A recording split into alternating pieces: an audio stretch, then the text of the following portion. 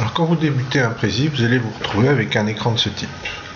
Dans la partie centrale ici, l'espace sur lequel vous allez travailler, un espace sur lequel vous pouvez zoomer et dézoomer. Et sur la partie gauche ici, les différentes scènes, les différents chemins que vous allez fabriquer. En haut, un certain nombre, très peu, d'informations qui vous permettent de travailler. Donc très vite, moi je vous conseille dès le départ de cliquer sur l'objet que vous propose Prési et de le supprimer.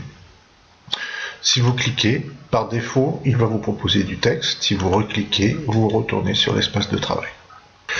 Alors quelle est la philosophie Prési? Elle est extrêmement simple. Elle consiste à partir d'un espace entier sur lequel on va mettre des informations. Par exemple ici, je vais écrire un mot. Dans cet espace sur lequel je peux me balader, dans un sens ou dans un autre, je vais écrire ou je vais insérer un objet ou écrire un autre mot.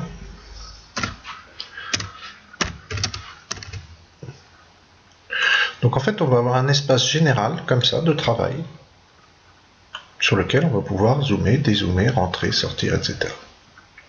Ensuite, on va aller dans « Éditer le chemin », ici, et on va commencer à lui dire, on voudrait que sur cet espace, on ait différentes étapes.